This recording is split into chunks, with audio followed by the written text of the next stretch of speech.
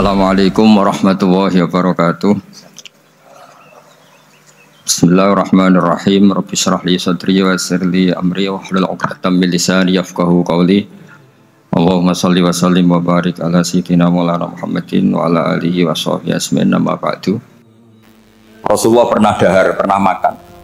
Makan karena 3 hari gak makan, cara di Indonesia gak makan nasi, gak makan daging, sudah lama sekali. 3 hari Nabi itu hanya makan kurma dan air putih. Pernah Nabi gak makan roti sampai 3 hari.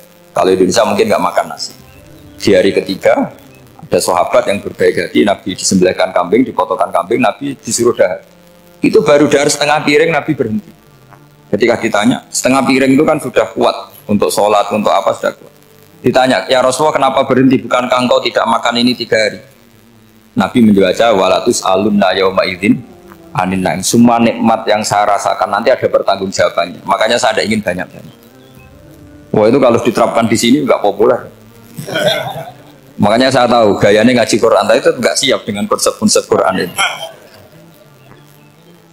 Jadi segampang itu orang dulu. Nah, karena apa ya itu tadi? Mereka tahu asbabun nuzul. Quran itu diturunkan dalam konteks apa? Lafat ini arahnya kayak apa? Mutlak muqayyadnya kayak apa? Muhkam mutasabihnya kayak apa? Nasah mansuhnya kayak apa? Nah, sedikit saya cerita ini mungkin contoh terakhir supaya agak lama-lama, nanti bingung kalau lama. Yang bingung ya saya. Bingung cara memahamkan. Jadi kalau guru itu kan bingung cara memahamkan. Kalau murid bingung cara memahami. Nggak tahu tingkat kebingungannya sama. Kalau guru itu bingung cara memahamkan. Kalau murid bingung cara. Jadi ini pertemuan 2 kelompok bingung. Jadi yang satu bingung cara memahamkan, yang satu bingung cara. Kalau orang ekstremis bingung cara merusak suasana. Itu nggak benar itu. Ada loh. Rasulullah itu anak Nabi. Itu paling pusing yang ngadepi orang-orang yang ekstrim. Karena apa? Cara berpikir itu lompatannya itu nggak tertib. Jadi Nabi itu cara berpikir itu kecerdasan nubuah. Sementara orang ekstrim cara berpikir itu kecerdasan nafsu, bukan kecerdasan manusia. Kalau manusia masih baik nafsu. Misalnya begini, kalau dalam tradisi nubuah itu, saya dengan Pak Anu berteman lama, mulai tahun 2000 berapa. Itu kalau Pak Anu bertamu ke saya, harusnya tidak usah tak kasih makan, karena sudah dekat. Tapi kalau kenalan baru itu dikasih makan, disangoni. Jadi Nabi itu perilakunya agak unik. Akhirnya ada orang yang cara berpikir itu dangkal. Ya Rasulullah ini tidak fair. Yang iman lama tidak diservis, yang iman baru diservis. Cara berpikir Nabi begini. Orang Ansor itu kan sering memberi Nabi. Perjuangannya Nabi ditopang orang apa? Ansor. Donatur lah, kira-kira orang Ansor itu donatur. Donatur itu keren. Karena donatur itu artinya al-yadul ulya khairum al-yadis. Sehingga ketika Nabi sudah menguasai negara, menguasai Mekah, Madinah, sudah futuhat, itu orang Ansor tetap nggak diservis. Yang diservis Nabi itu orang-orang baru masuk Islam, disebut wal mu'allafati qulubuhum atau Islam mu'allaf. Ada 1-2 orang yang protes, tentu yang nggak pinter, bukan protes pasti tidak pinter. Wong iskal-iskalnya sendiri, otaknya nggak sampai-sampainya sendiri, orang lain disuruh jawab. Makanya di sini tidak ada tanya jawab, nanti iskal-iskal kamu sendiri, bingung-bingung kamu sendiri, saya disuruh jawab. Berarti Gus Pak nggak mau ditanya, ya memang nggak mau karena tadi jawab sendiri aja, nanti pinter sendiri, kapan-kapan pinter sendiri.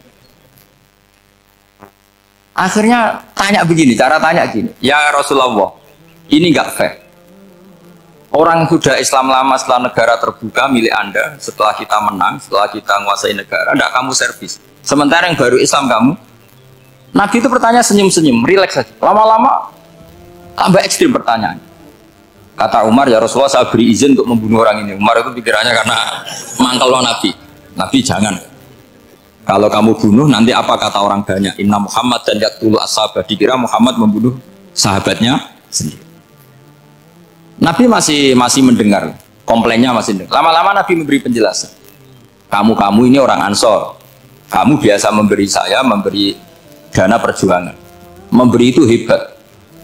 Saya tidak ingin menurunkan grade Anda. Grade sebagai pemberi, berarti kelasnya elit. Sekarang menjadi penerima. Itu tidak bagus. Itu betapa Rasul ini namanya kecerdasan nubuah. Kalau orang biasa memberi, biar memberi saja. Supaya dia tetap heroik, tetap patriotik, tetap keren. Karena mentalnya jangan sampai dari mental memberi kemudian mentalnya peminta. Jadi kalau Pak On jadi tim suksesnya Pak Jokowi itu ya tidak minta-minta. Kalau dulu kampanye ya kampanye saja. Biar memberi terus nggak pernah minta. Meskipun akhirnya ya gelong. Kalau tapi Nabi dulu tidak gitu. Jadi orang Ansor itu nggak pernah diservis. Padahal jasanya kayak gitu. Supaya kelasnya tetap kelas elit, yaitu pemberi, penanggung jawab. Nabi nggak ingin orang Ansor turun grade menjadi penerima. Orang-orang yang cerdas nubuah menerima konsep Nabi seperti itu. Lo tanya sama Pak On, saya dadani terjemahan UI itu puluhan tahun sama Pak. Itu beliau ke kontrakan saya ke rumah beliau. Tidak pernah berharap apa. Saya sangat tertutup. Bukan apa-apa ya, kalau ingin memberi saja. Kontribusi saya pada Al-Quran. Saya tidak kepikiran mendapat. Supaya heroik. Tapi orang-orang yang cerdas amatir tadi, ini nggak fair. Wong yang memberi lama kok dapat servis sedikit. Nah, sekarang itu problem zaman akhir sudah mulai seperti itu. Nah, orang ini namanya Dzul Khuwaisirah. Ini yang nanti punya anak turun Khawarid. Khawarid itu orang yang ibadahnya hebat, tapi cara berpikir tentang nubuah salah. Orang lagi Khawarid itu orang ibadahnya hebat, tapi cara berpikir nubuah salah. Nubuah itu unik. Nubuah itu cara berpikir tadi. Apa ya? Melihat sesuatu yang benar biar benar terus itu. Yaitu tadi, mental memberi itu ya biar memberi terus, tidak usah di-share. Maka ketika Abu Bakar jadi Khalifatul Rasulillah, itu ada sistem kepegawaian. Itu gajinya Umar yang sudah Islam lama, gajinya Abu Bakar yang sudah Islam lama. Itu sama Abu Sufyan sama, padahal Islamnya Abu Sufyan baru setelah di Mekah, kira-kira baru setahun. Terus diprotes sama orang-orang, ini Islam lama kok gajinya sama Islam yang baru setahun kok sama. Kata Abu Bakar, fadailuhum indallah, mereka punya kelebihan Islam lama itu indallah, nanti balasannya biar surga. Kalau di dunia sesuai profesinya. Artinya profesi kalau penjaga kantor ya berapa, kalau dosen berapa, pokoknya ya sudah. Dan itu diterima oleh sahabat, semuanya menerima konsep itu. Era Umar agak dibalik. Abu Sufyan kira-kira gajinya 1 juta, yang lainnya yang menangi Nabi mulai awal gajinya 10 juta. Ditanya, ya Umar, kenapa ini jadi rubah seperti kebijakan Abu Bakar, tidak seperti Abu Bakar? Jawabnya Umar lucu. Fawwala usawwi baina man qatala Rasulullah wa baina man qatala ma'a Rasulillah. Demi Allah saya tidak akan pernah menyamakan orang yang dulu merangi Rasulullah yaitu Abu Sufyan dengan orang yang selawase dari Rasulullah yaitu Sayyidina Ali dan sebagainya. Ini penting. Artinya ketika gajinya orang saya seperti Ali radhiyallahu anhu itu tinggi itu bukan karena lamanya Islam, tapi karena lamanya iman. Jadi mulai dulu ijtihad itu ada dan dulu dia biasa saja. Karena tadi ada kecerdasan nubuah. Saya ulang lagi, ada kecerdasan apa? Sekarang itu kecerdasan toma atau kecerdasan nafsu. Itu kalau sampai ngaji kitab tasawuf, itu bab bakhil itu tidak ada. Menurut kitab tasawuf, medit itu tidak ada, kikir itu tidak ada. Yang ada itu toma. Toma itu berharap dikasih orang lain. Sampean pernah nggak bilang kalau artis-artis di Jakarta kikir? Tidak pernah kan? Karena kamu tidak pernah ingin diberi. Tapi kalau kamu punya pacar karena kenal tidak pernah ditraktir, oh pacar saya kikir. Karena kamu ingin diberi. Pernah nggak kamu ngumpai orang lain kikir yang nggak kenal? Padahal tidak pernah memberi kamu. Apa kak? Karena kamu tidak pernah ini. Coba sekarang kamu saya tanya, ini latihan cerdas. Definisi kikir itu apa tuh? Nggak pernah memberi kamu kan? Artis-artis Jakarta, tokoh-tokoh nasional pernah nggak memberi kamu? Enggak kan? Tapi enggak pernah kamu vonis kikir karena kamu enggak pernah toma. Tapi pacar kamu kok amin ditraktir terus, atau istri kamu atau mertua kamu kok enggak ngasih warisan, kamu bilang kikir enggak? Sebabnya kikir betul apa karena kamu toma berharap? Toma. Maka di kitab tasawuf itu enggak ada bab kikir, yang ada bab toma. Karena asal usul menvonis orang kikir itu karena tama. Maka jangan banyak kenal orang, nanti banyak hukum kamu kan. Sombong juga gitu, di tasawuf itu nggak ada bab sombong. Karena orang hukumi orang lain sombong itu karena kamu ingin dihormati. Ada orang nggak kenal, terus lewat saja nggak tanya kamu bilang sombong enggak kan? Tapi kalau kenal, oh sombong betul, kenal nggak tanya kan gitu. Jadi tasawuf itu sisi unik dari khazanah Islam. Makanya di tasawuf itu nggak ada kritik terhadap kikir. Ya tentu kikir itu buruk, pasti ya kikir itu buruk. Tapi nggak perlu dikritik. Jangan-jangan yang salah kamu. Mau kenal Pak On DPPAI terus ingin jadi sekretarisnya. Terus ingin kenal Pak Jokowi ingin jadi menterinya. Nanti kenal rektor ingin jadi pegawainya. Ketika nggak diturutin bilang Pak Rektor kikir. Tapi orang lain ya Kak pernah berharap. Mungkin nggak menvonis Pak Rektor atau Pak On ini kikir, enggak kan? Berarti vonis kikir itu status orang itu apa nggak kesampaian niat kamu? Memang agak jelimet ilmu tasawuf itu, tapi itu unik. Itu bagian dari khazanah apa? Islam. Makanya Rasulullah itu sering isti'adzah minta perlindungan wa min toma'in fi ghairi matma'in. Ya Allah, saya tidak ingin berkeinginan yang tidak layak. Karena semua dunia ini dimulai dari keinginan. Ya Pak, kamu protes negara itu karena apa? Ingin makmur, sejahtera tanpa kerja, sehingga nyalakan menteri keuangan, menteri ini itu. Makanya kalau guyonannya ulama tasawuf gini, tak beri bocoran. Guyonannya orang tasawuf, begini guyonannya. Anta lam tajid min nafsika kullama turid, fa kaifa turidu min ghairika kullama turid. Kamu yang punya keinginan saja tidak bisa memenuhi apa yang kamu inginkan. Kenapa keinginan itu kamu timpakan ke orang lain untuk memenuhi kamu? Wong kamu yang punya keinginan saja tidak bisa mewujudkan. Kenapa keinginan Anda kamu timpakan, bebankan orang lain untuk memenuhi keinginan Anda? Misalnya kamu, Gus saya ini goblok, tolong pinterkan. Wong kamu yang ini saja tidak bisa, kok menyuruh saya? Jadi kalau tiap tasawuf itu unik. Seperti kamu mencintai istri tulen, itu ingin kan dicintai istri tulen. Kamu sendiri kan nggak bisa cinta tulen, masih pelengahan sana sini. Kamu pacaran, ingin pacar kamu setia. Ternyata kamu bikin sekian alternatif. Kalau putus ini punya ini, putus ini. Tapi kamu ingin ini setia, kan nggak fair. Makanya guyonanya orang tasawuf itu, anta lam tajid min nafsika kullama turid fa kaifa turidu min ghairika kullama turid. Gampang tuh apalane pokoknya ratrit gitu aja gampang. Jadi kamu yang punya keinginan saja tidak bisa memenuhi. Kok orang lain disuruh memenuhi. Sehingga orang tasawuf itu malu betul. Misalnya saya kok ingin Pak On takdim sama saya itu kurang pegawai. Kalau saya ingin ditakdimi saya menakdimi diri saya sendiri. Makanya berbahagialah orang yang ngilu terus saya ganteng sendiri ya Allah. Saya kaya sendiri. Menunggu orang lain bilang kamu kaya itu repot. Menunggu orang lain bilang kamu hebat itu, ya sudah bilang aja ya Allah saya hebat, ya Allah saya ganteng, ya Allah saya cantik. Daripada menunggu orang lain bilang apa? Cantik. Jadi ilmu tasawuf itu unik. Jadi kalau fikih itu yang dikritik itu kikir. Kalau tasawuf enggak toma. Karena orang yang kamu vonis kikir itu jangan-jangan tidak kikir tapi mementingkan yang lebih penting. Misalnya ada teman yang tidak pernah naksir kamu, ternyata punya ibu sakit, uangnya dianggarkan untuk ibunya yang sakit, atau anaknya sekolah, atau keluarganya masih butuh biaya, sehingga sama teman dia kikir. Hakikatnya kikir apa mementingkan yang penting? Tapi kamu karena gak pernah ditraktir menvonis kikir. Nah, ini pelajaran. Jadi makanya yang dianteni ilmu tasawuf itu toma itu kalau dalam bahasa Indonesia, bukan kikir. Karena vonis kikir itu akan disematkan orang yang tidak kesampaian hajatnya. Pokoknya bapak saya itu, keluarga kiai itu ajarannya itu. Yang penting jangan berharap dari orang lain. Ini Pak On saksinya, saya dulu benahin terjemah itu nggak pernah ingin diperlakukan seperti ini. Ya ngaji aja. Karena pikirannya keluarga kiai itu sederhana. Kalau ngamal ya ngamal saja. Ngamal itu heroik. Makanya buyut-buyut kita semua ini kan pahlawan semua. Membela negara Indonesia jadi merdeka. Ya nggak pernah kebayang jadi presiden, menteri. Tapi sekarang nggak, ngamal sedikit saja harus jadi menteri. Jadi ini bahaya kalau dalam kelangsungan bernegara karena orang biasa transaksional. Awal negara ini dibangun berdasar heroik, bukan berdasar apa? Transaksi.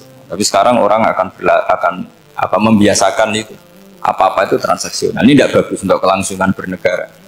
Apalagi kelangsungan beragama. Sehingga seperti saya ini masih punya desa-desa binaan di Sragen, di pedalaman Papua sekalipun. Saya punya santri banyak di Papua. Itu kalau cerita itu unik-unik.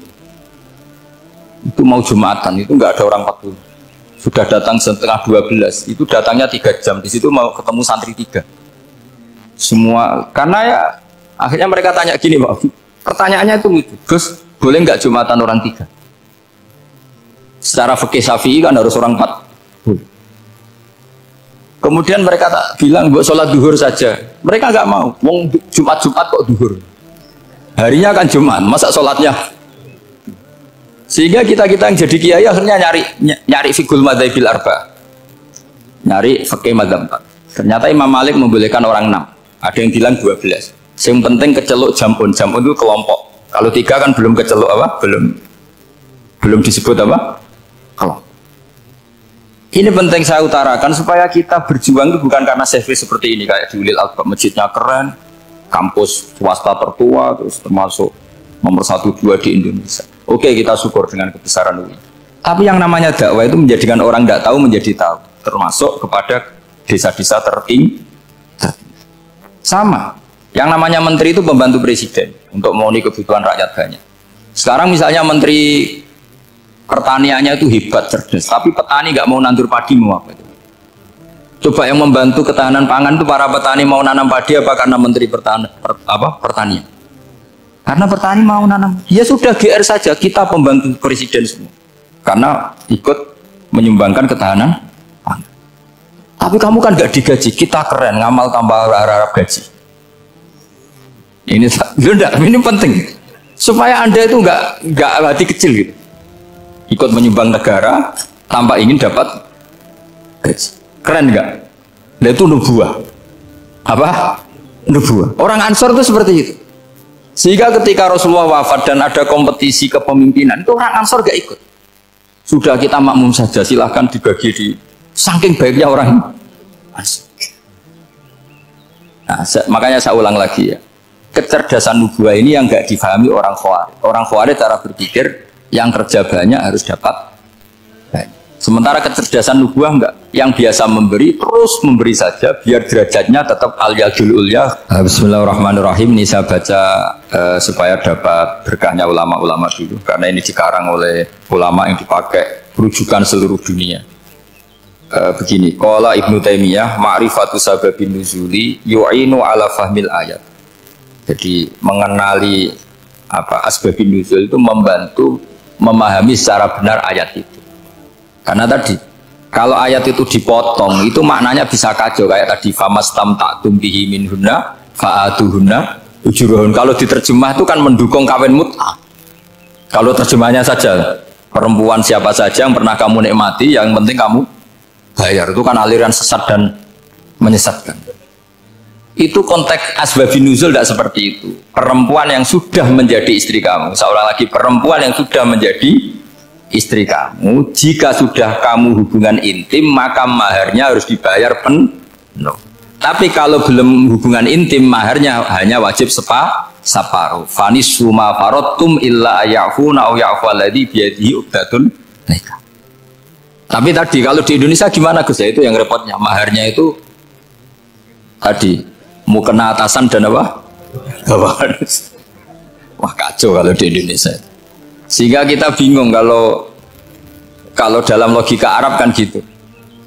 Bayangannya kalau cerai, kata Allah fala ta'khudhu min syai'at. Harta yang sudah kamu berikan ke istri jangan diambil lagi. Sampai dilarang ngambil tuh karena jumlahnya banyak sehingga kepikiran ngambil. Kalau di Jawa nggak usah dilarang sudah tidak akan ngambil karena rukuhnya sudah lulus.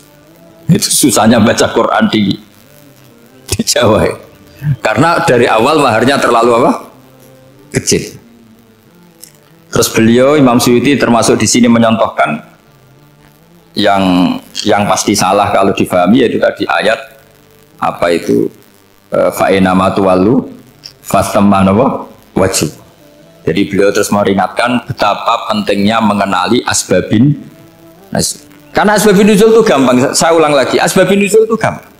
Gampangnya begini ya, kan ada satu peristiwa. Misalnya begini, Rasulullah itu kan mengkritik penuhanan Lata dan Uzza, berhala-berhala itu dituhankan, dikritik sama Rasulullah.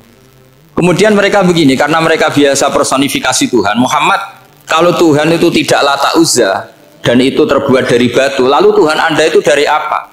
Amin fiddotin audhabin, lalu Tuhan Anda ini dari emas apa dari perak? Karena mereka nggak bisa membayangkan Tuhan tanpa dipersonifikasi. Terus Allah menurunkan qul huwallahu ahad Allahus somad lam yalid wa lam yulad wa lam yakul lahu kufuwan ahad. Karena otaknya mereka sudah begitu, yang namanya Tuhan itu harus dipersonifikasi. Makanya saya kemarin di Korea seminggu, cerita yang paling unik gini Pak On, ada bos Islam, ada bosnya TKI yang baik. Mereka mengizinkan pekerjanya sholat. Bareng sholat tuh diingeti ke atas ke bawah, kok nggak ada arcanya. Sehingga setelah sholat dibilang, apa saya berikan berhala sekalipun? Karena nggak kebayang ada orang sholat kok tanpa berhala, tanpa Tuhan. Yang kamu sembah itu mana? Kok nggak ada? Apa tak belikan? Jadi unik. Nah teman saya yang satu unik lagi, dia termasuk pegawai Garuda yang dereno saya ke Korea itu orang pegawai Garuda. Dia karena orang kaya biasa ke Eropa kemana-mana. Singkat cerita dia sholat di mall karena nganggep Korea itu sudah negara maju kayak Eropa. Setelah sholat di mall pas asar itu, security-nya nelpon polisi. Pak polisi di sini ada ritual teroris. Jadi kalau menamakan sholat itu ritual. Jadi artinya apa? Ritual-ritual yang kita lakukan itu macam-macam cara pandang. Orang ateis itu kan Cina kan Korea itu kan ya Cina lah, Korea, Jepang, RRC itu kan sipit ini. Itu ya yang namanya ibadah sembahyang harus ada patungnya atau ada arcanya atau ada benda-benda. Orang Islam kan nggak ada sama. Makanya mereka itu kok bisa? Problemnya kita, saya ulang lagi, ini problemnya. Problemnya kalau ada itu ya repot. Begini misalnya, ini masih tentang asbabun nuzul. Ini contoh terakhir tentang masih asbabun nuzul. Umar radhiyallahu anhu, sahabat Umar itu kalau mencium Hajar Aswad itu sambil gedumel. Tidak berdoa tapi gedumel. Masyhur itu ada di Bukhari.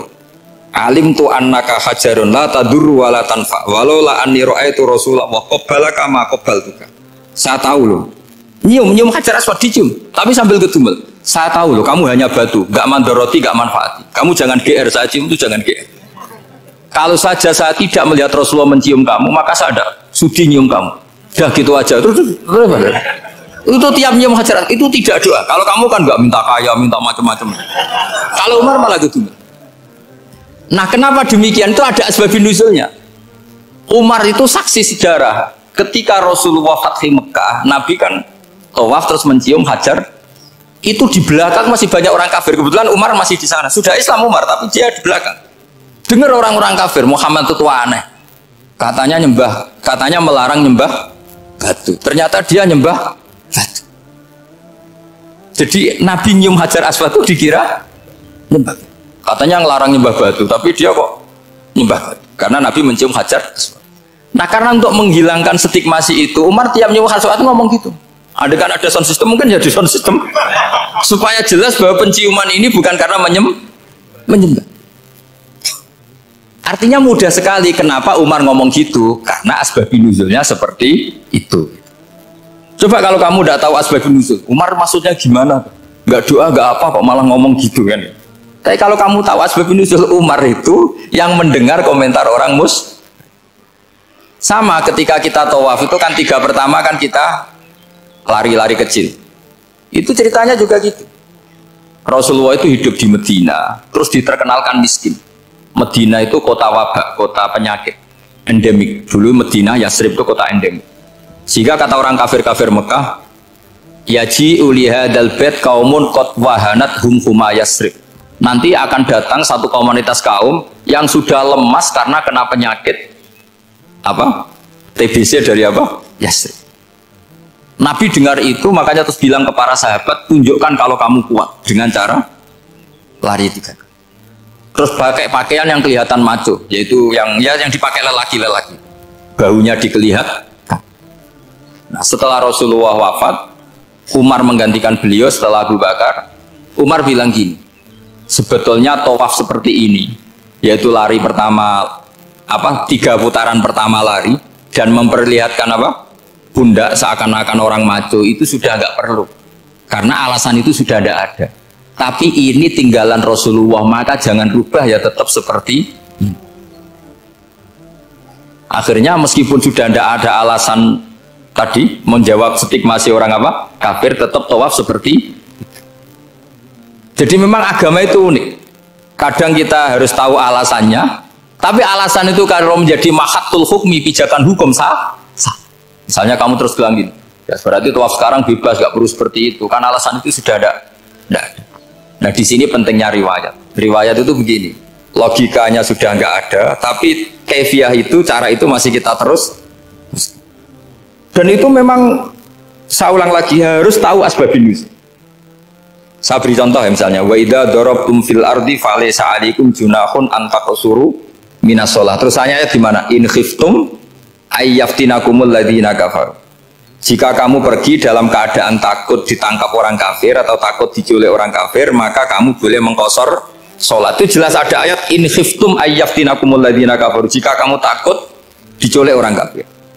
Sehingga ketika Ba'da Fathi Mekah, setelah Mekah dikuasai Islam, Umar tanya, ya Rasulullah, kenapa engkau masih sholat qasar?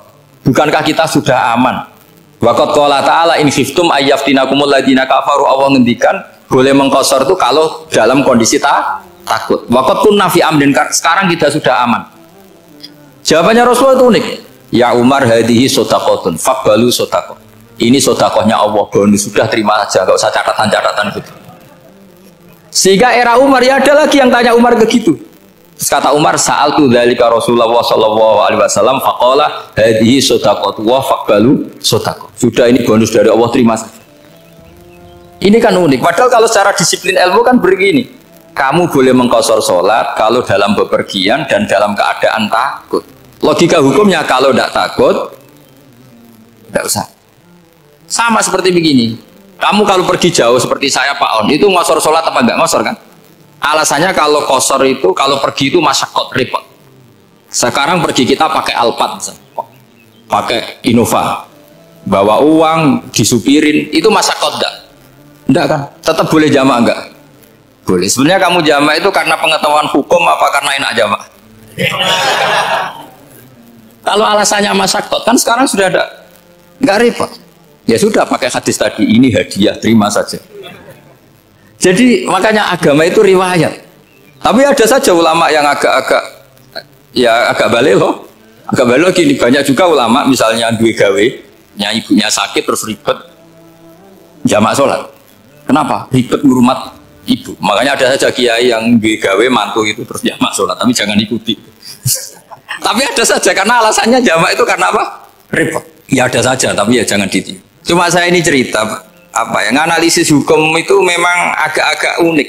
Jadi tadi kadang Nabi itu ditanya, ya Rasulullah, kita dulu boleh jamak qasar ini kan karena in khiftum ayyaftinakumul ladzina kafaru, takut diancam orang kafir. Sekarang aman, kenapa tetap jamak? Jawabannya Nabi, ini hadiah, terima saja. Ya ada sahabat yang bantah, kenapa Nabi? Allah itu zat yang baik, kalau sudah ngaji bonus nggak pernah ditarik lagi. Makanya Nabi kalau berdoa itu unik, ya siapa yang disiksa di dunia karena dosanya, fawahu akramu min ayyus sanniya uqubatahu fil akhir. Kalau ada orang salah kok di dunia sudah dikasih sanksi, Allah itu lebih mulia untuk mengulang nanti di akhirat. Akram itu Allah terlalu mulia, maksudnya orang kepikiran wis males ya selesai, tidak akan di. Kalau sampean kan enggak, masih ingin lagi. Jadi itu cara berpikir apa? Nubuah. Jadi berpikir nubuah itu beda. Ada orang pas sujud diinjek sama orang fasik, diinjek. Kemudian si yang sujud tadi, wawah la yaghfiru wa laka, demi Allah tidak akan ngampuni kamu. Itu langsung Allah memberi wahyu sama Nabi di zaman itu. Bilangin yang sejak sujud itu, dia harus minta maaf sama saya, kata Allah. Mangdalladzi yata'alla ala fulan. Dia bersumpah bahwa Allah tidak akan memaafkan orang, itu harus diralat. Nabinya iskal, kenapa ya Allah? Yang Tuhan itu saya ini punya sifat dua, bisa menyiksa dan bisa memaafkan. Kenapa dia milih sifat saya satu tidak memaafkan? Akhirnya apa? Orang yang nginjek tadi sama Allah dikasih tobat dan jadi orang soleh. Jadi itu makanya kamu nggak boleh jadi orang ekstrim nyifati Allahnya satu. Nggak boleh, Allah tetap bisa yaghfiru liman yasha wa yu'adzibu may yasha. Sifatnya Allah dua ya tetap dua, nggak boleh kamu pilih satu. Misalnya kamu kan biasanya gini, yang ghafur untuk kamu, yang sadidul uqab untuk orang lain. Mesti kelakuannya sama kan begitu. Nggak boleh seperti itu. Rasulullah kayak apa bencinya sama Wahsy? Karena Wahsy itu qatilu Hamzah. Yang membunuh Sayyid Hamzah siapa? Itu bencinya bukan main Rasulullah. Sampai maksud-maksud Wahsy. Tapi sama Allah malah diturunkan ayat laisa laka minal amri syai'un aw yatuba alaihim aw yu'adzib. Muhammad, meskipun kamu kekasih saya itu tidak wilayah kamu, maafkan atau enggak, terserah saya, kata Allah. Ternyata betul, malah Wahsy dikasih tobat. Nah sekarang enggak, orang itu nyifati Allah sama orang lain syadidul iqab, kalau sama dirinya enggak boleh seperti itu. Allah ya sifatnya tetap. Jadi boleh kamu misalnya berdoa, ya Allah mbak yang cantik itu semoga dapat jadi istri saya. Mbaknya juga boleh berdoa, ya Allah naudzubillah min dzalik. Jadi ini adu kekuatan, nanti terserah nanti Allah pihak yang mana. Kayaknya pihak yang perempuan mungkin. Karena kasihan kan kalau cuantik dapat orang apa? Jelek. Saya tuh andaikan boleh fatwa fikih, yang saya haramkan tuh orang jelek dapat orang jelek. Karena kasihan anak-anaknya, tahu-tahu jelek banget tuh. Jadi kan kasihan itu. Jadi dalam Islam itu seperti itu. Jadi apapun benci kita sama musuh kita, Allah bisa saja memperlakukan musuh kita secara baik. Karena Allah itu yaghfir. Tetapi kita harus sifati Allah yaghfiru liman yasha wa yu'adzibu. Jangan karena kita benci seseorang seakan-akan Allah sama dia pasti menyek. Itu yang dicontohkan Allah kepada Rasulnya, itu beliau tidak cocok sama Wahsy, malah Wahsy dikasih petunjuk. Makanya terus ada ayat apa, laisa laka minal amri syai'un aw yatuba alaihim aw yu'adzibah. Muhammad, tidak wilayah kamu saya menentukan mengadab atau mengam. Makanya rata-rata kiai ulama itu halim. Orang halim itu rileks, layinal janib, tidak gampang menvonis orang lain. Biar Allah tetap dengan sifatnya yaf'alu ma yasha, bahwa Allah bisa melakukan apa saja. Soal kamu benci sama seorang, benci saja atas nama kamu, jangan nyatut-nyatut Allah. Saya kamu cinta seseorang, wah ini yang calon presiden ini harus jadi presiden. Ternyata Allah menghendaki jadi menteri, mau apa? Ya Allah yaf'alu ma yasha, mau apa coba? Yang kiai atau Pak On, BPAI, pantasnya kan menteri agama itu Pak On.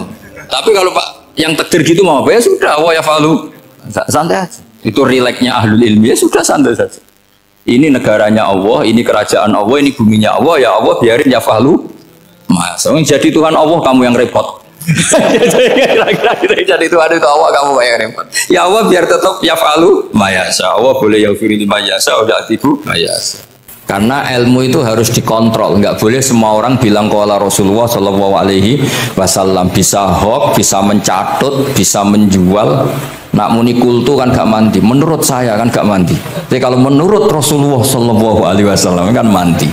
Jadi potensi pencatut itu banyak, sehingga dibutuhkan koreksi dalam ilmu hadis, disebut al-jarhu wa ta'dil, disebut al-jarhu wa ta'dil. Harus ada kualifikasi rawi. Nah kualifikasi rawi itu dilihat dari siapa. Beliau harus mengkonfirmasi mbek tanggane, mbek kancane. Kadang ning jowo ketok sabar, ketok ramah, jumlah nak ngomah kerenge ra karuan. Nah, itu harus dikonfirmasi. Akhirnya singkat cerita Imam Bukhari itu dalam banyak hal kadang kedang ngrasani tiyang. Akhirnya diprotes. Jenengan iku kiai kok tukang ngrasani wong, kira-kira gitulah cara basa Jawa niku. Wong kiai kok ngrasani orang. Terus beliau ngendikan innama rawaina dzalika riwayatan walam naqulhu min indi anfusina. Semua itu terkonfirmasi karena tonggo-tonggone, konco-koncone bilang seperti itu, tapi tidak pendapat saya. Jadi kamane misalnya kulo di konco Zaid, jare konco-koncone nak utang ratau nyaur gitu. Maka ini sudah saya diskualifikasi, tidak boleh jadi rawi hadis, nak utang era nyaur gitu. Tapi orang maksudnya ra nyaur mampu. Nah, ra mampu alhamdulillah jadi ra wajib. Mulane sampean nak kepengin diutang ora wajib bayar, ndonga kere sak kere-kerene. Lho niki ijazah niku. Niku dijamin langsung mboten napa? Wajib. Monggo nak kepengin jajal. Kopil tuh. Wah sembrono tenan iki. Monggo nak sing kepengin diutang mboten wajib napa? Nyaur niku kedah kere sak kere-kerene. Nganti mboten wajib napa? Nyaur. Mengke nggih mboten wajib haji, mboten wajib zakat. Statusnya langsung mustahik. Nggih monggo nak kepengin jajal. Nak kepengin jajal. Nggih kula terusaken nggih. Terus orang dulu itu biasa ngerasani tiang tidak cocok, tapi kalau ketemu itu ya hormat. Karena ngerasani ini bentuk loyalitas sama ahadits Rasulillah supaya tidak diriwayatkan dari orang-orang yang tidak adil. Inna hadzal ilma dinun fanzuru amman ta'khuduna dinakum. Tapi dia secara pribadi nggak ada masalah karena setiap orang selain Nabi tentu punya salah, nggak masalah. Kita hormat orang yang punya utang nggak bisa nyaur nggak masalah. Tapi ya aja dadi rawi hadis untuk tukang bodoni. Nanti kalau ini kola Rasulullah sing utangi ku utange ra nyaur kok kola Rasulullah. Sing camah iku Kanjeng Nabi. Ya, orang dulu itu bisa melakukan seperti itu bisa. Makanya ya ini agak unik. Ya, jadi ini cerita-cerita sing dialami napa Imam sinten Bukhari. Terus ketika beliau ada orang minta ngaji khusus karena merasa anaknya raja atau orang kaya atau sing donatur, itu duka. Beliau ngendikan la yasauni an akhussa bisama iqaman duna qaumin. Saya tidak bisa. Ini semuanya umatnya Nabi. Kemudian saya hanya ngajar 1-2 orang hanya karena dia anak pejabat atau orang tertentu, tidak bisa. Kalau kamu mau ngaji ikut ngaji umum. Terus jenengan ini misalnya salam template teng kula 1 juta. Gelem ra gelem ya ngaji umum. Gak salam template ya Allah, gak ngaji ya Allah. Sementing ojo terus pepeh bayar ngajine khusus Gus. Ojo ono wong liya. Ben sing pinter kula tok umat Nabi liyane giyoblok kabeh. Mboten purun, Imam Bukhari ngoten mboten purun. Terus la yasauni niki kula waca iki. Padahal niki anake raja. Ana Khalid bin Ahmad Khalifah Ibnu Thahir sa'alahu ayaqdura manzilahu fa yaqra at-tarikh ala auladi famtana min dzalik. Wa qala la yasauni an akhussa bis sama qauman duna qaumin. Jadi intinya niku Imam Bukhari akhirnya mboten apa? Kersa. Lalu niki cerita keramat-keramatipun Imam Bukhari. Imam Bukhari niku selain kualifikasi hadis sesuai al-jarh wa ta'dil, niku setiap hadis niku disolati. Beliau adus sholat 2 rakaat, memanfaatkan perangkat rohani. Jadi beliau kualifikatif ya, al-jarh wa ta'dil ini rawi layak. Misalnya ada orang soleh khusyuk nang masjid terus. Biasanya problem wong soleh ora tau ngaji iki mboten purun. Iki soleh tok paling nang masjid pelarian. Niku kan kathah tiyang wiridan ning masjid takok kok betah ning masjid. Nek ning omah ono sing ngamuk ning kene mboten. Malah pengurus-pengurus takmir masjid ya ali. Nek cerita kula niku sakniki kuwadah Gus, tiyang teng masjid itu suwi-suwi. Dadi melayu ning masjid iku perkarane kudu ngising, ning omahe WC-ne elek ning masjid apik. Lho bar dhuwur turu, ditakoki takmir kok turu ning kene ning omah ora ono kipas angin, ning kene ono kipas angin. Niki mboten suudzon, suul yakin kathah sing ngoten niku. Dadi ini mun sak dhuwure suudzon. Wong kula Imam Bukhari wae salah ra Allah. Engko njuk sepuro pengenan. Tapi itu cerita. Makanya Imam Bukhari ngendikan ono wong adil tapi ora tak jaluki riwayat. Mergo tidak diketahui dia yujalisu ahlal ilm sama dengan madzhabnya Imam Malik. Karena ilmu itu butuh dikonfrontasi, butuh misalnya Nabi ngendikan ini kok dohire tanafi mbek niki, daure kok ta'arud. Itu kalau ahlul ilmi ngerti duduk perkaranya. Karena itu ilmu itu begitu juga Imam Malik seperti itu. Nah, singkat cerita Imam Bukhari itu pede meriwayatkan hadis setelah banyak orang mimpi Rasulullah itu liwat ditututi Imam Bukhari.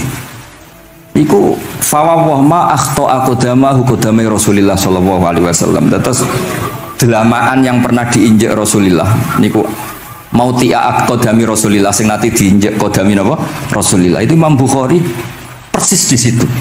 Akhirnya ulama tahu itu maknanya betapa persisnya beliau ketika meriwayatkan hadisnya Rasulullah sallallahu alaihi wasallam. Ada lagi orang mimpi niki teng kitab Fathul Bari. Imam Bukhari itu betul khirbah itu semacam peso kecil. Yadzubu anhu itu kalau ada orang melukai Nabi, dia yang bela-belain supaya orang itu tidak bisa melukai Nabi. Dan itu ditakwil oleh ulama bahwa beliau yang nanti akan mensortir al-ahadis al-maudu'ah, dibuang semua, nggak boleh dinisbatkan kepada Rasulullah Shallallahu Alaihi Wasallam. Jadi kemana itu jasa-jasanya pun Imam Bukhari. Terus Imam Bukhari ketika mau kapundhut itu tertib sekali. Saya banyak membuktikan baik secara bacaan maupun nyata. Orang-orang soleh itu kalau mau kapundhut itu tertib. Mulane sampai nak kapundhut aja selonang-selonong. Nak mati itu sing tertib. Sing rapi lah, tertata. Kalau cerita sedikit, bapak kula niku selawase niku tiap tahun nilai kula teng Jogja. Iku mboten pernah memamitkan saya sama ketua tempat kerja kula. Niku bapak tindak teng kene kula Jumadil Ula niku saya tak pamit mbek kancamu, guru-gurumu, kanca-kanca kowe mulai ngenteni aku. Terus bapak recep kapundhut. Mbah Mun juga gitu, saya menyaksikan sendiri mau kapundhut itu uang dititipkan ke Subab. Iki aku nak balekno, nak aku ora balik sebagi dulur-dulurmu. Terus beliau di pesawat ngendikan Gus Yasin, tenan dosin aku tahlili. Ternyata di Mekah kapundhut. Itu contoh-contoh kapundhut yang tertib, beretika dan berperadaban. Nah Imam Ghazali luwih parah malih, parah kramate boten parah masalah. Engko mbok potong dadi geger. Niku badhe kapundhut itu tuku kafan piyambak. tuku kafan. Terus konco-konco yang perjalanan 3 hari karena dulu nggak ada pesawat, orang WA, itu diundang, tolong dirangkas nenggonku ya. Ketika beliau kapundut itu orang yang perjalanan 3 hari nggak ada yang terlambat. Ditakoi, kenapa kamu nggak terlambat? Saya sudah diundang 3 hari yang lalu. Nanti itu tuku kafan terus, badhe subuh sholat terus.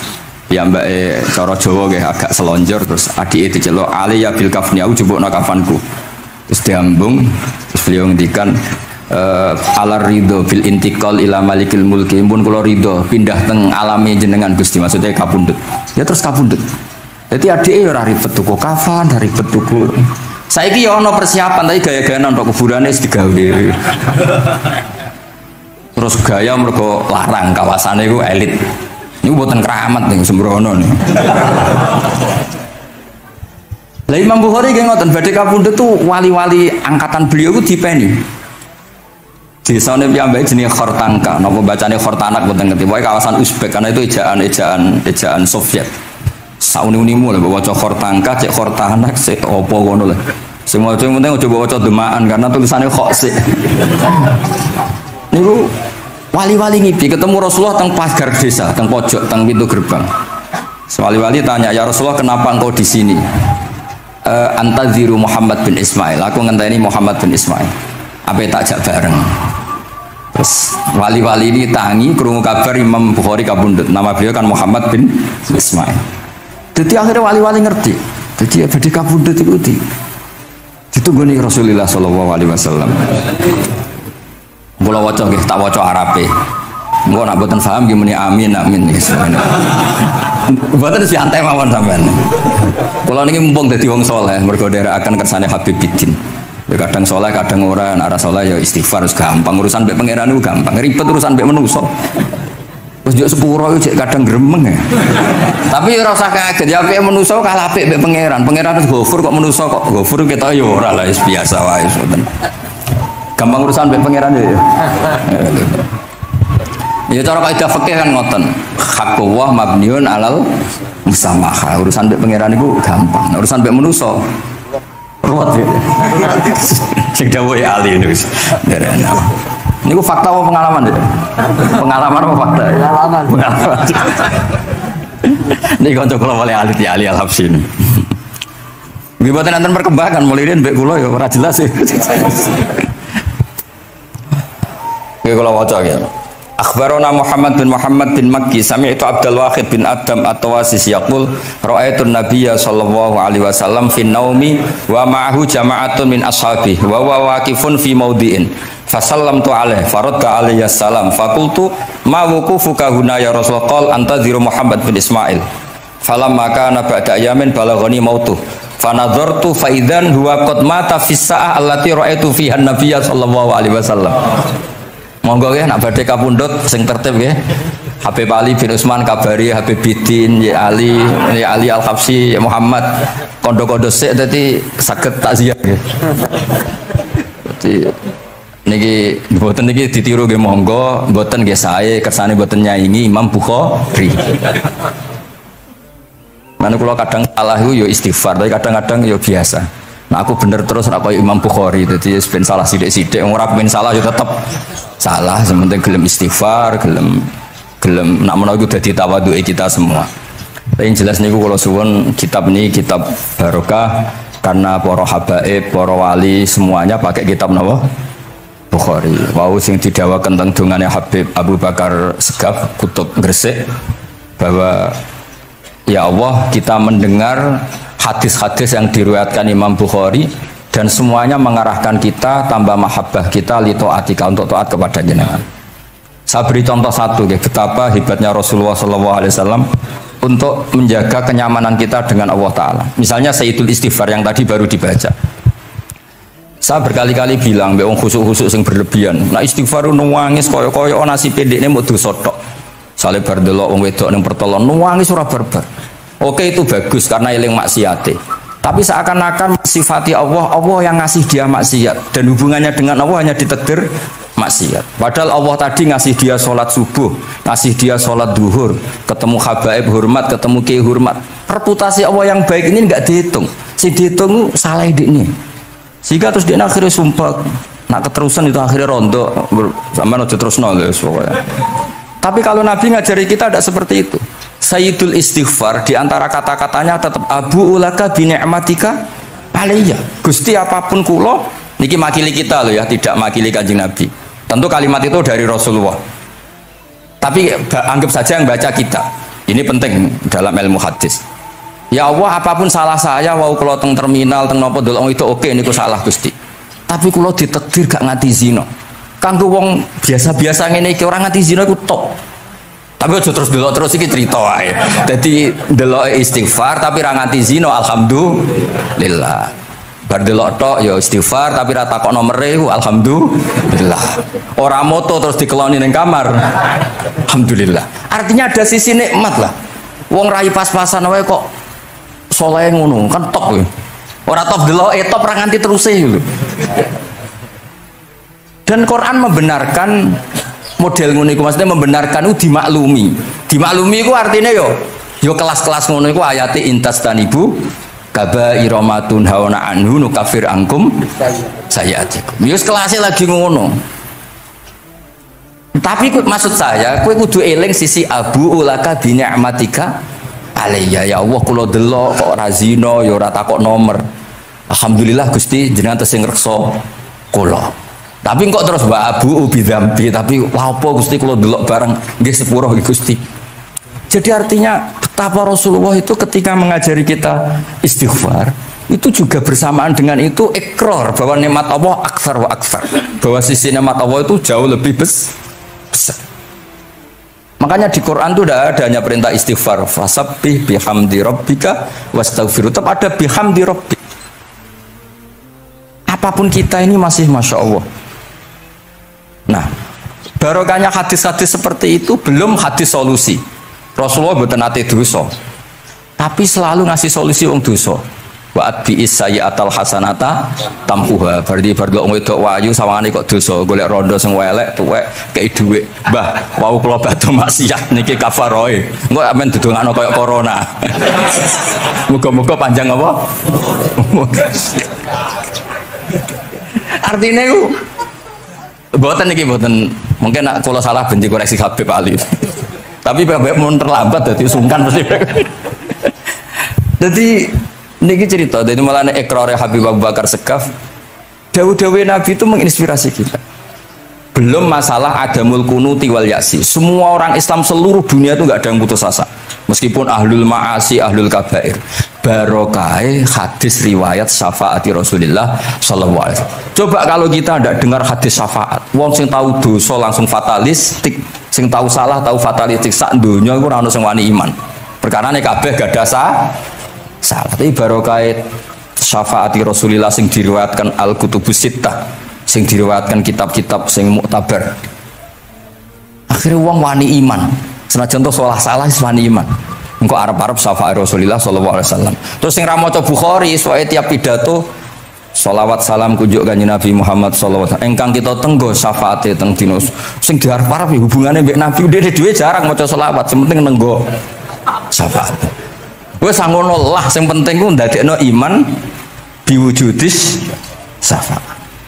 Wah niku terakhirin tentang Isra Mi'raj. Ono kata-kata mungkin Gus Sapang nyanyine mari sedilo mungkin.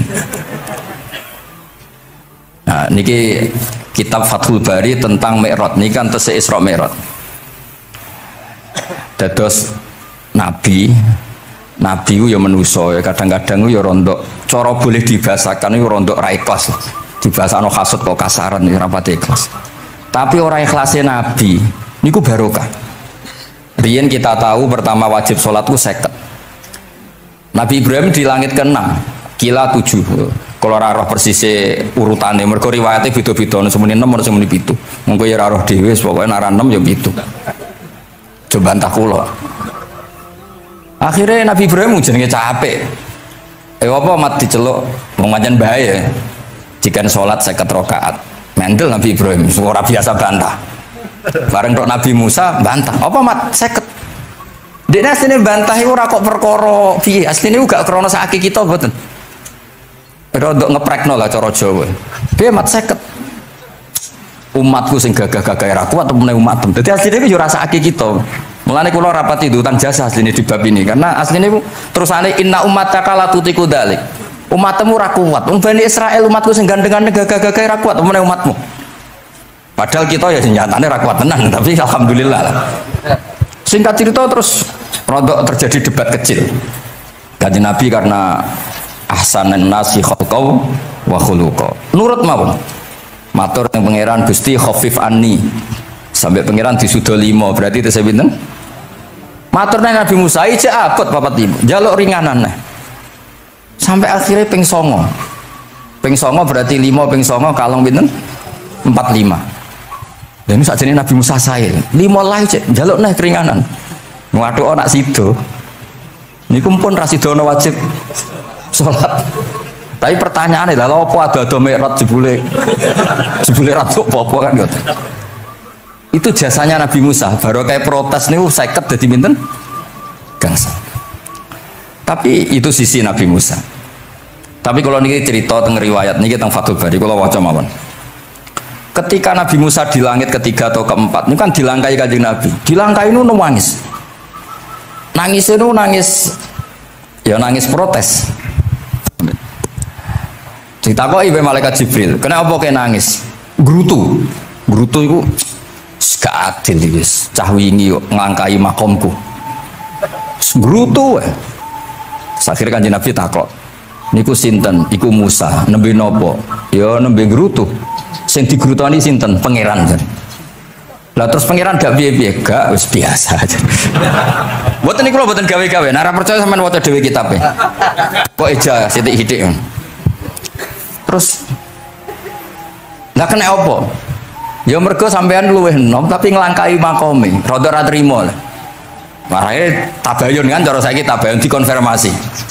Kula waca mau narape, mungkin nek sing ra ngandel nggih ben ngandel, nek sing ra ngandel nggih ben ya ben goblok wong tak wacana kok ora ngandel.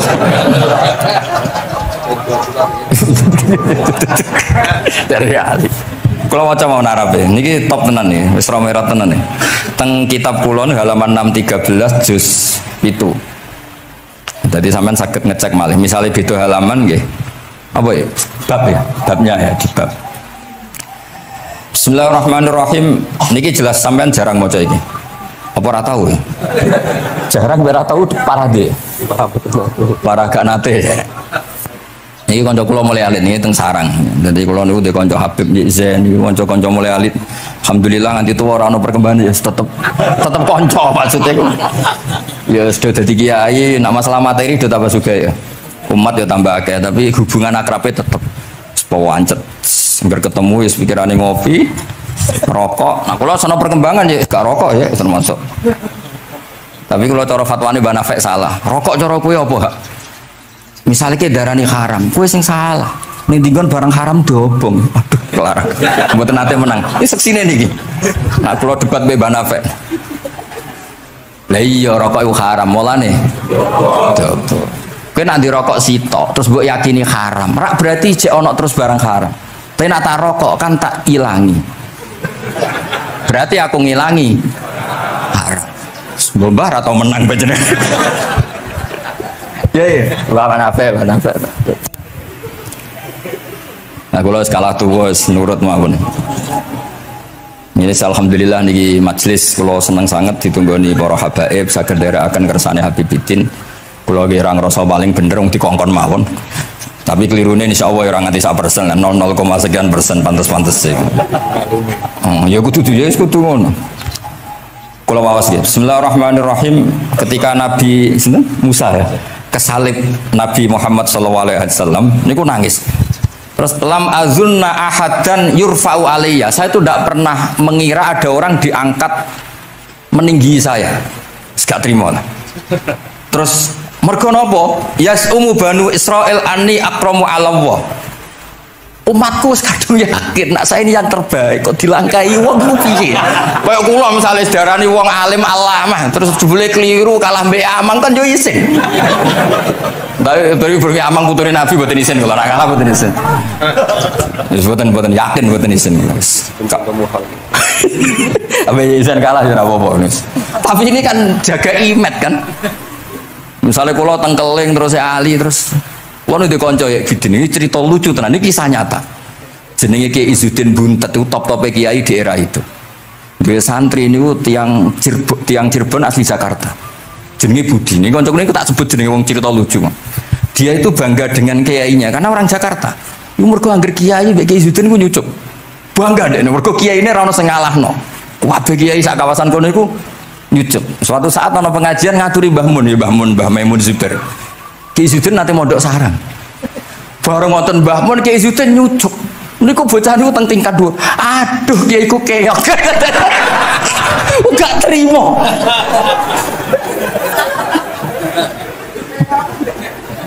Karena dia ngukur menang kalahnya pakai nyucuk. Mulane kula tak biasakno nak mbek wong sepuh nyucuk, mbek ben tawaduk. Semoga kuwatirku nak ono wis ben santriku lah aduh Gus Mbak Kiok wis akeh kelah, sementing tawaduk.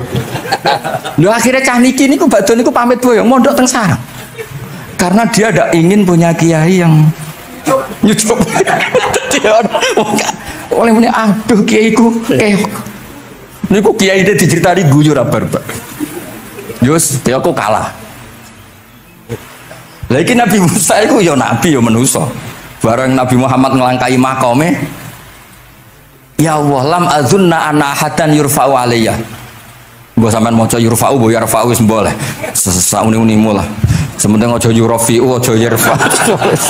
Sauni-unimu lah. Enake apa diangkat sak dhuwurku apa? Apa ya sampean maca milih apa ya? Bebas ya. Apa ya nama maca yurfa'u. Yurfa'u. Wedi nek mergo arepe wong akeh.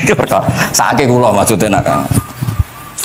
Akhirnya terus ditanya sama malaikat Jibril, kenapa kira-kira kan? Wahum yasumu banu Israila anni akramu ala Allah wa hadza akramu ala Allah minni. Ini urusan nama umatku wis yakin saya ini nabi terbaik. Masalah kan cara image. Kaya wong elek pacaran terus kancane luwih ganteng kan ya mriyang kan. Mulane kabeh iku anggar pacaran mesti ngajak kancane sing luwih elek. Niku pengalaman.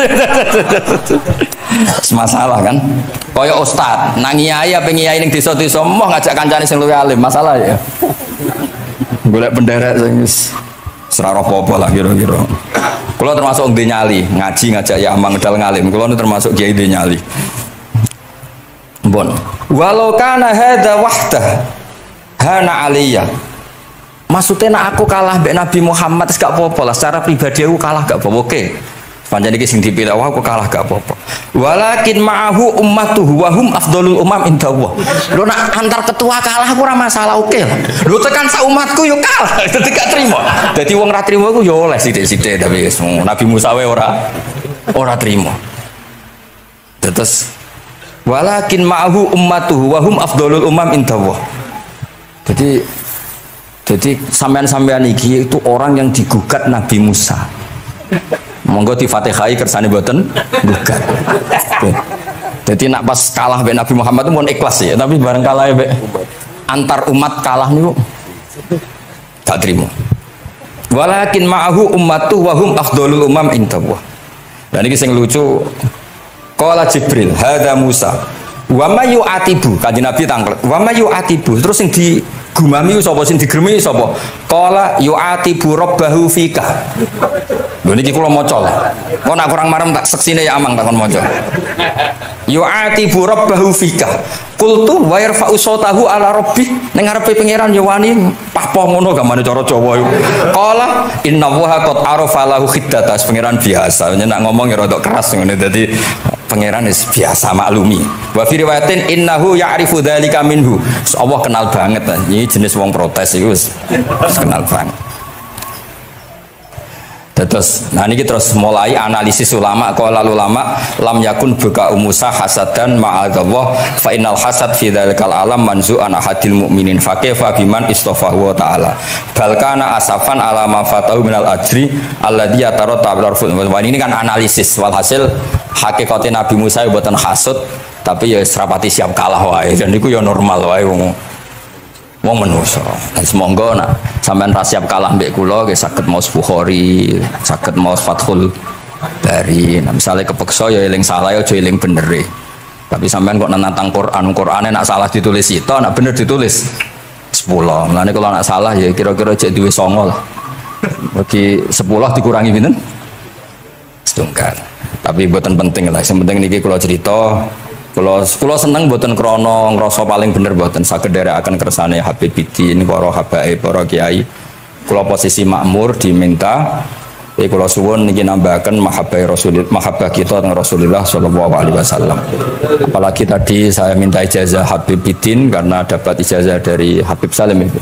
Salim bin Umar bin Muhammad Asgaf, ijazah dari Habib Abu Bakar Segaf tentang doa Khatmul Bukhari, dan tadi doa yang luar biasa. Jadi saya pastikan bahwa kita seperti ini tuh barokahnya riwayat sahihah.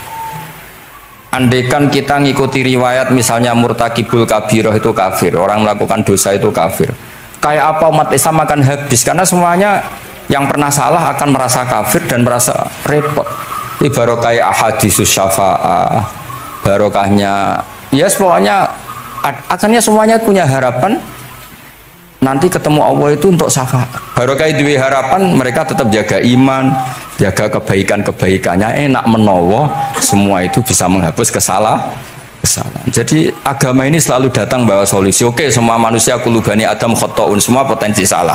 Al-insan makhluk khoto apa?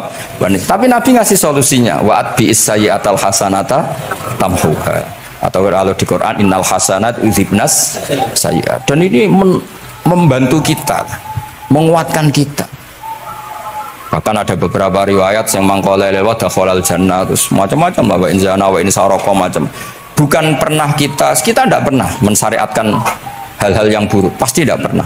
Tapi jangan pula yang pernah buruk kemudian ditutup pintu tobatnya, tidak seperti itu agama. Pintu tobat tetap maftuh sampai matahari terbit dari barat. Terus niki kula maos teng kitab kula niki kersane niki seksine ben loro niki ya amang takkan maca muliyas umu banu seben ya ben barokah. Muliyas umu banu seben. Yas umu banu. Benar. Bismillahirrahmanirrahim. Qala Musa yaz'umu banu Israila anni akramu 'ala Allah wa hadha akramu 'ala Allah minni. Zada al-Umawi fi riwayatihi walau kana hadha wahdahu hana 'alayya walakin ma'ahu ummatuhu wa hum afdalul umami 'inda Allah wa fi riwayati Abi Ubaidah. Terus ini yang فقال جبريل هذا موسى قلت ومن يعاتب قال يعاتب ربه فيك قلت ويرفع صوته على ربه قال إن الله قد عرف له حدته. وفي حديث ابن مسعود عند الحارث وأبي يعلى والبزار وسمعت صوتا وتذمرا فسألت جبريل فقال هذا موسى قلت على من تذمره قال على ربه قلت على ربه قال إنه يعرف ذلك منه. Innahu ya'rifu dzalika. Ini yang terakhir barokahnya kitab Bukhari juga kita maklumi ya, meskipun sifatnya hanya maklumi. Kalau ada orang satpam macak satpam sholat, petugas SPBU ketika dengan seragam SPBU gini apa? Sholat. Meskipun kita yakin berpakaian ahsanil ahwal, kados jubah, amamah itu sunat. Kita yakin seyakin-yakinnya. Tapi barokahnya Imam Bukhari, kemudian kita tahu bahwa komunitas kita, pantasnya penjaga SPBU macak biye, penjaga Indomaret itu macak biye, satpam pantasnya macak biye. Terus ketika kalau sholat itu biye. Ini saya beri contoh. Bismillahirrahmanirrahim. Ini halaman 75 di bab sholat kitab Bukhari juz 1. Haddatsana Ahmad bin Yunus, haddatsana Asim bin Muhammad, haddatsani Waqid bin Muhammad an Muhammad bin Munkadir qol shalla Jabirun fi izarin qad aqadahu min qibali qafahu wa siyabuhu mawdu'atun alal misjab. Qala lahu qailun tusalli fi izarin waqid qal innama sana'tu dzalikal yarani ahmaku misluk wa aina ma kana lahu saubani ala ahdi Rasulillah sallallahu alaihi wasallam. Jadi Jabir itu sholat sarungan tok. Ora kelambenan, ora nganggo kethu, ora nganggo popo. Kak sarungan tok ditalekno gulune. Lah era tabi'in wis salate wis resmi-resmi. Lho jenengan sahabat kok salat ngoten. Ben wong koyo kowe roh. Nak salat ngene iki wis sah. Nah barokahnya itu kita ngerti auratul rajul itu kayak apa. Andai kan tidak ada peristiwa itu, maka pakaian yang dipakai Nabi dan sahabat dikira syarat sahnya salat. Sehingga semuanya harus seragam seperti itu. Tapi barokahnya pernah ada sholat seperti itu, kita tahu mana auratul rajul yang harus ditutup ketika sholat. Itu ya barokahnya riwayatnya Imam Bukhari. Terus beliau meriwayatkan qalat Ummu Hani iltahafan Nabi sallallahu alaihi wasallam bisaubin wa khalafa baina tarafaihi ala atikaihi. Terus ini ada riwayat lagi an Umar bin Abi Salamah annahu an-nabiyya yusolli fi saubin wahid fi baiti Ummi Salamah qad alqa tarafaihi ala atikaihi. Oke, jadi kita sepakat sholat yang baik pakai ahsanis siap, pakai formal, tapi tetap ada standar siapapun boleh sholat dengan pakaian yang asal nutupi aurat. Barokahnya ada riwayat seperti itu. Lagi-lagi riwayat ini berkah sekali. Makanya kalau matur nuwun sangat dan sangat hormat adat-adat para habaib yang selalu khataman Bukhari, adat-adat kita yang selalu baca kitab-kitab madaih, kitab-kitab semuanya kita harus syukur, semuanya itu mengawal mazhab ahli sunnah wal jamaah. Dan saya baca seperti ini, kenapa saya bawa kitabnya biar yang punya kitab bisa nyari di kitab masing-masing. Semoga hanya beda halaman, bukan saya punya Bukhari sampean punya kitab yang enggak Bukhari. Maksudnya tuh dua ini buku ini ngomong. Jadi jelas gitu. Terus adnal ahwal, misalnya pakaian minimal seperti itu penting. Supaya akhirnya ada orang satpam sholat pakai pakaian satpam ya tidak janggal, ada yang pegawai SPBU sholat gitu tidak janggal, karena sahabat Jabir ini pernah menunjukkan di depan umum sholat seperti itu supaya menunjukkan kadar aurat mana yang harus Andai kan tidak pernah ada peristiwa Jabir dan Rasulullah selalu sholat ala ahsanil ahwal, sahabat misalnya ala ahsanil ahwal, pasti seperti itu dikira syarat sah, dan itu akhirnya umat Masa pakai SPBU macak ngono, terus satpam macak ngono. Barang kiai teko sing kiai sing ndi wong macake padha kan yo ribet. Jadi KBU berdasar nopo ilmu. Jadi barokah dibaca seperti ini kan insyaallah barokah maturun sangat. Saya kira demikian dan mohon maaf. Monggo berdoa bareng-bareng. Al-Fatihah. Bismillahirrahmanirrahim. Ar-Rahmanir-Rahim. Maliki yaumiddin.